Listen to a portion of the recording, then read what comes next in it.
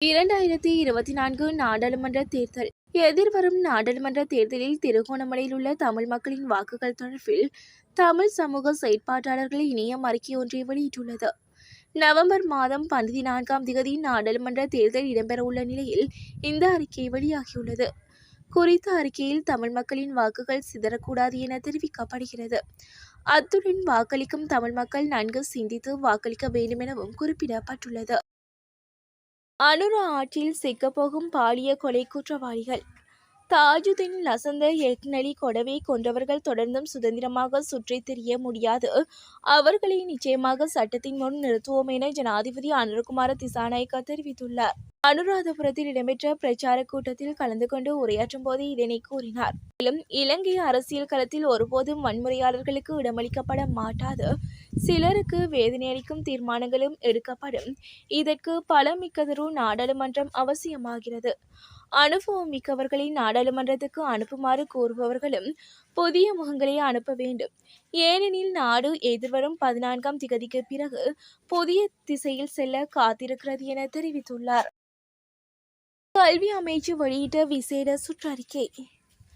பாடசாலை கல்வி மற்றும் தகவல் தொடர்பாடலுக்கு சமூக ஊடகங்களை பயன்படுத்துவது குறித்து கல்வி அமைச்சு விசேட சுற்றறிக்கை ஒன்றை வெளியிட்டுள்ளது. அனைத்து பாடசாலை அதிபர்கள் மற்றும் கல்வி அதிகாரிகளுக்கும் இந்த சுற்றறிக்கை வழங்கப்பட்டுள்ளது. குறித்த சுற்றறிக்கையானது கல்வி அமைச்சின் செயலாளர் ஜே.எம். திலகா ஜெயசுந்தரவினால் வெளியிடப்பட்டுள்ளது.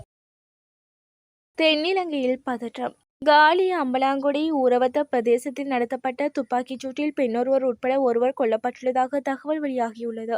மோட்டார் சைக்கிளில் பயணித்த இருவர் மீதே துப்பாக்கிச்சூடு நடத்தப்பட்டுள்ளதாக காவல்துறையினர் தெரிவித்தனர். மற்றொரு மோட்டார் சைக்கிளில் வந்த இருவரை இந்த துப்பாக்கிச் சூட்டை நடத்திவிட்டு தப்பி சென்றுள்ளதாக குறிப்பிடப்படுகிறது.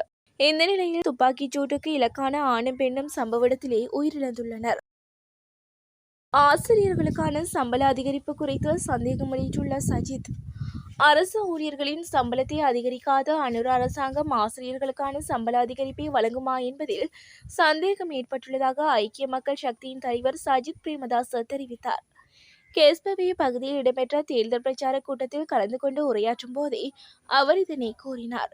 மேலும் வேட்பாளராக அனுரகுமார திசாநாயக்க மேடையில் கூறியவற்றை நடத்தி காட்டுவதில் தோல்வி கண்டுள்ளார் என்பதை அவர் நிரூபித்துள்ளார். யாழில் ஊடகவியலாளர் மீது இனந்தெரியாத நபர்களால் தாக்குதல். யாழ்ப்பாணம் கோப்பாய் பகுதியில் ஊடகவியலாளர் ஒருவர் மீது இனந்தெரியாத நபர்களால் தாக்குதல் நடத்தப்பட்டுள்ளது. குறித்த ஊடகவியலாளர் கோப்பாய் சந்தி அருகில் பயணித்த போது இன்று காலை இந்த தாக்குதல் சம்பவம் இடம்பெற்றுள்ளது.